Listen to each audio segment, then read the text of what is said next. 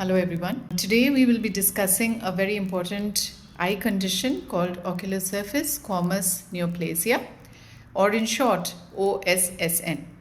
As the name suggests, it is a tumor of the eye which is present on the ocular surface, and we'll be discussing the key clinical features and steps to diagnose that, and very briefly touching upon the management options that we have with this condition. So ocular surface squamous neoplasia encompasses a wide and varied spectrum of diseases, and all of them involve the abnormal growth of dysplastic squamous epithelium on the surface of the eye.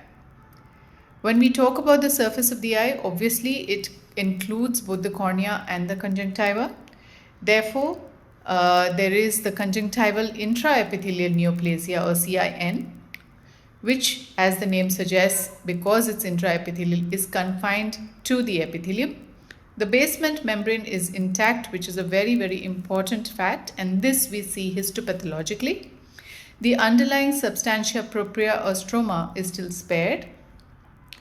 We then move on to corneal epithelial intraepithelial neoplasia, which is basically neoplastic lesions which are primarily on the cornea. The conjunctival involvement is minimal, but similar to the previous condition, the basement membrane is intact even in this, and there is no break in it or penetration into the stroma. Squamous cell carcinoma, on the other hand, is a lesion in which the cells penetrate through the corneal basement membrane, the malignant cells, and therefore it gains metastatic potential. And mucoepidermoid carcinoma is a rare but very aggressive variant of the squamous cell carcinoma. Now, some key clinical features of this condition when we are doing an examination on the slit lamp is the presence of feeder blood vessels on the conjunctiva, the intrinsic vascularity that these lesions may have, and the presence of surface keratin. Now, we will discuss this through some images in the subsequent slides, but understanding these features is very, very important because a large part of our diagnosis of OSSN is based on our clinical judgment and our clinical evaluation of features. And it is very important that we differentiate it from more benign lesions like a pterygium, pinguiculars, or sometimes even allergic nodules to understand or pick up a potentially malignant condition.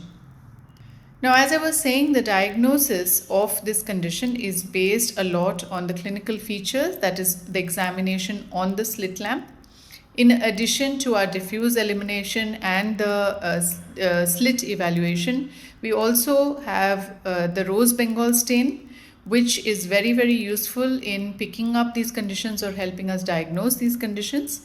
And the rose Bengal stain, once instilled into the eye, gives a pink stain on these lesions, and it is useful to differentiate it from other conditions or differential diagnosis of it. The anterior segment OCT is now a very, very useful test which helps us differentiate this and identify this as a possible OSSN. Of course, the gold standard of diagnosis is a biopsy followed by a histopathology, in which we can actually see the morphology of the cells and the penetration of the cells. Impression cytology is another test which has become popular, but the only drawback to that is that it picks up only the very superficial cells, so more malignant cells or some cells may be missed and we may miss the diagnosis. You can also not understand the penetration of the depth of penetration of the malignant cells. The morphological classification is also very important because, as I was saying, this condition has a very wide range of presentation, and a lot of our diagnosis is based on clinical judgment and clinical ability to pick up the fine or subtle changes that may be there on the ocular surface. So the various types are, of course, the nodular. As the name suggests, it is a more bulbous lesion. By definition, these conditions, this OSSN happens at the limbus. It will splay over the limbus or be at the limbus. So look for a lesion. If there is a lucid interval from the limbus, then it's unlikely to be an OSSN. So a nodule at the limbus, nodular ulcerative, which may take staining or fluorescein, gelatinous appearance, which has a much more shiny appearance on the surface, leukoplakic, which are white plaque-like lesions which are present on another lesion, placoid forms, and papilliform, which is similar to any other papilloma which has those frond-like fibrovascular structures and the papilliform appearance of the lesion. Now, very often when we see these patients in clinical practice, we may have overlap of one or more of these types, and it need not be exclusive to one particular kind of a morphological appearance. So look out for any of these. To look into it a little more in detail and understand what we are looking for on the slit lamp, these are slightly more magnified images, so it becomes easier. The gelatinous form is the most common type of OSSN that we see in clinical practice. It may be well circumscribed or may be more diffuse depending on whether it's overlapping with other forms. It is of course a little nodular. It has a mulberry appearance, which you can see in the second image there. It is quite rapidly glowing. Characteristic of all the OSSNs is the leash of or a single feeder vessel, which will be a thick dilated vessel which is tracking on the conjunctiva subconjunctivally to the lesion, to the tumor growth, and this is usually a characteristic finding and helps us to differentiate from other suspicious lesions. And you can also have a diffuse type which can mimic a chronic conjunctivitis. Leukoplakic are those where there is a plaque-like white, well-defined lesion with a keratinized surface on another nodular lesion or on the surface of the conjunctiva itself. And these are very well defined and usually pre-invasive. So if you see a keratin plaque on a lesion, please, that is a red flag and needs to be taken a little more seriously and evaluated a little more deeply. The papilliform lesions are exophytic. They are outwardly growing. They have a strawberry-like appearance, and they have this very stippled red appearance on the surface because of its fibrovascular core that is there. Sometimes they may mimic the more benign papilliform lesions, so do understand that even an OSSN can have this appearance and needs to be taken a little seriously. Of course, if it's a purely corneal OSSN, which can also present that way, then it has a more mottled, translucent ground glass like sheet-like appearance going over the cornea. The edges of it are very important. They have what we call fimbriated edges, which are more undulating, wavy borders, and that is very important sign that needs to be picked up clinically. The leading edge spreads away from the limbus. So it starts from the limbus and crosses across the cornea. So it's in the form of an advancing arc, and it is slow growing, and the lesions on the cornea are avascular, unlike the feeder vessel which we see on the conjunctival lesions. Now you can also have a combination of both. You can have a conjunctival as well as a corneal lesion. So it's important to look for this very subtle signs. These lesions can also be classified based on the limbal involvement and the basal diameter. And this is very important when we are planning the treatment options for these patients. So if it is less than 5 mm in basal diameter or less than 3 clock hours of limbal involvement, we term it a small OSSN. Large is when it is 6 to 15 mm basal diameter or between 3 to 6 clock hours of limbal involvement. And diffuse is if it's more than 15 mm or more than 6 clock hours of limbal involvement. Rose Bengal stain, as we were discussing, is a very important clinical stain, a clinical test that we do on the slit lamp examination to identify these cases and help to confirm the diagnosis of OSSN as much as possible clinically. Rose Bengal is an iodinated derivative of fluorescein, and we use it in ocular surface examination. It basically stains degenerating, devitalized, unhealthy or dead epithelial cells. And when it stains, it leaves a bright pink color on the lesion. and it highlights epithelial neoplasms like OSSN. But please remember, it is not specific for OSSN. Many other conditions, including dry eye, where there is a lot of damage to the ocular surface, can have staining with rose bengal as well. Another test which has found a lot of importance in helping our diagnosis of OSSN is the anterior segment optical coherence tomography. And this test has helped us have a better clinical judgment on these cases. It is an adjunct to our clinical diagnosis. So there are three features which have been described to help our diagnosis of OSSN, one being the hyper-reflective epithelium over the lesion. So if you can see the AS-OCT image, you can see that on the right side there is a thickened whitish lesion which is elevated, and that is the suspected OSSN, which is running from the conjunctival limbus onto the cornea, and the surface of it, the epithelium of it, is hyper-reflective. The second being the abrupt transition from a normal to an abnormal epithelium. Now, if we look at the AS-OCT image, we can see a point where the lesion seems to end or come to an end, and from there on it is the corneal epithelium which is visible.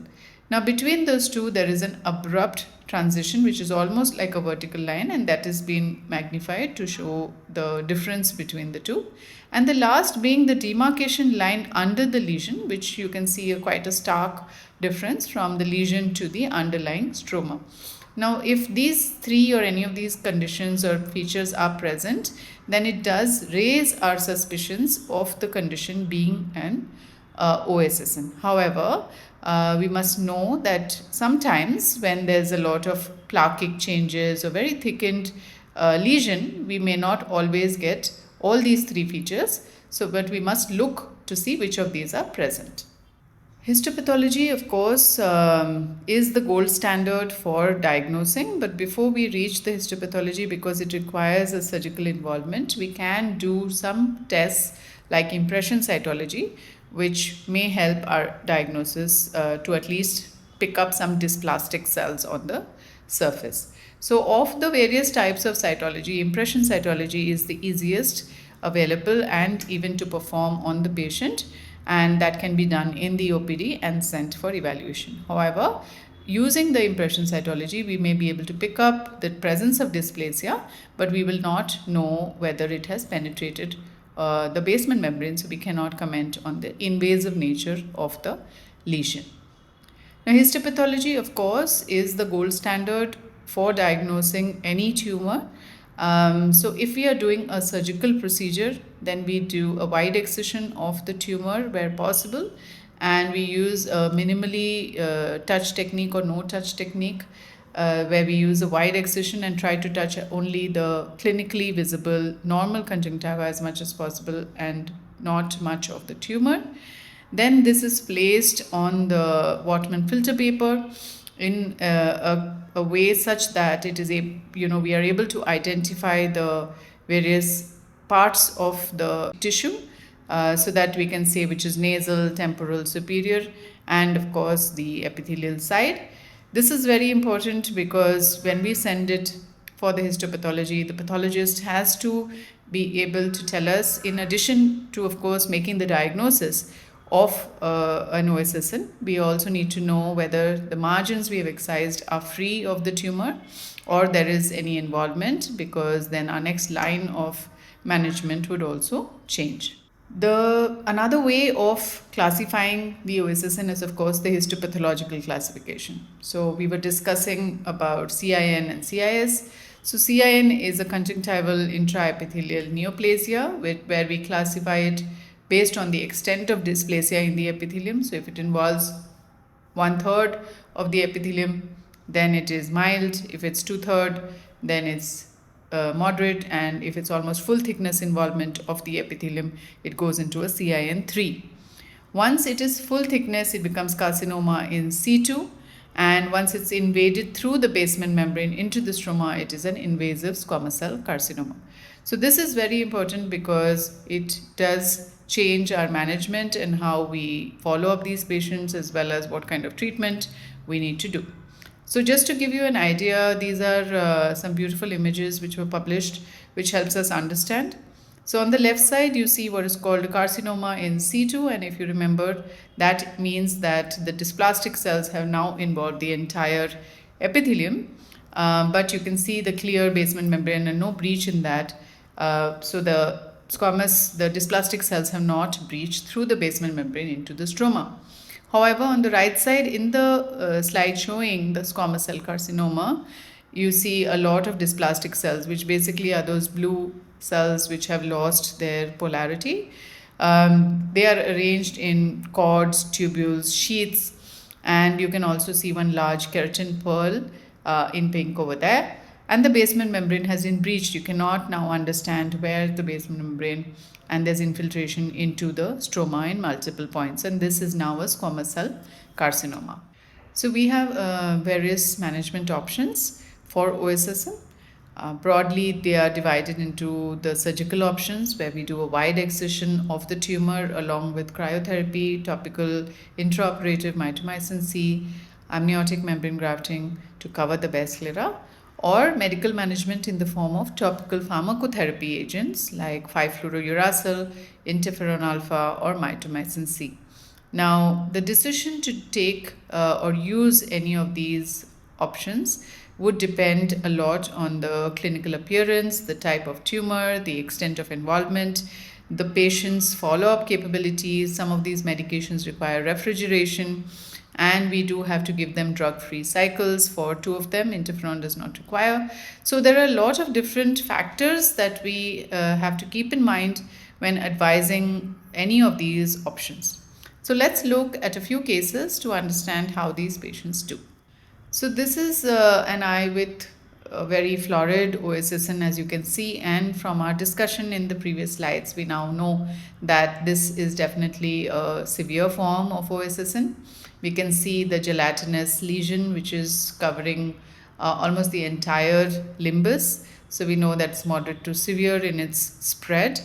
And once you apply the rose bengal and look at the staining, you can now see that the extent of involvement is even more than what was visible clinically initially, and even what looked like a possibly normal epithelium or limbus has speckled staining. So we really cannot understand which area would be normal.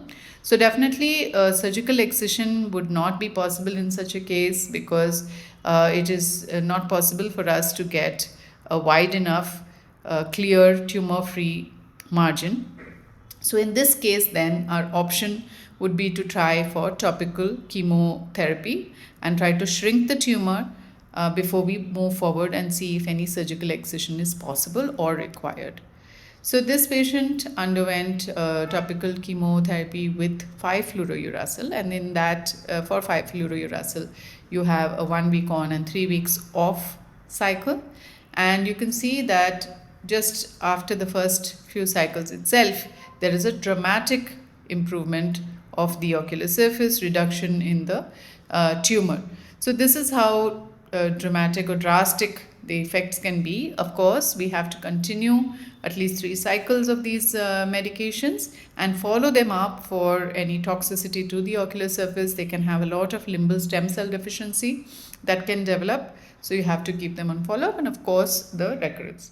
The second case is quite different from the first case we saw. Here you can see that there is a very well localized small lesion at the limbus, which has a gelatinous appearance but also a little bit of a plaquic appearance too, and you can see the keratin plaque on the surface. Of course, it's the rose bengal staining has left it with a pink hue. You can also see that adjacent to the conjunctival lesion, limbal lesion, there is a slight opalescence of the cornea, and that's probably it growing onto the cornea itself. There's a large feeder vessel which is visible, and this gives quite a classic appearance of an OSSN. Due to the smaller size and minimal involvement of the limbus, this is very amenable to a surgical excision, and this patient underwent surgical excision with wide margin, cryotherapy MMC, and this is the appearance post-surgery and with no recurrence. So it's important that we understand that if picked up early, these cases can have excellent results. Of course, not all limbal nodules are OSSN, so we must be aware of possible masquerades or differential diagnosis. Most common being limbal nodule due to severe allergies which people have for long-standing durations. You can also have limbal stem cell deficiency where you can have a pannus with nodular changes. And of course, any other metaplastic changes on the surface can also have that appearance, and those need to be kept on close observation. So to take home, we definitely need to have a high index of suspicion clinically. A good clinical examination, slit-lamp examination with rose Bengal staining can give you a very reliable diagnosis in most cases. Rose Bengal staining is extremely useful for the clinical diagnosis of OSSN. Now, over time, anterior segment OCT has become a useful adjunct. And if we remember the 3 key features which we describe on that, it does help us in many cases. Of course, histopathological examination is the confirmatory test for the OSSN diagnosis. And once we are sure of our diagnosis, either clinically or through tests, then we need to take a decision on the management. It is extremely important to counsel these patients well about the condition, the possible prognosis, the need for follow-ups, even if we have done a surgical excision, or even if they have had extremely good results with topical chemoadjuvants, they do need to still keep following up to look for any early recurrences. Thank you very much.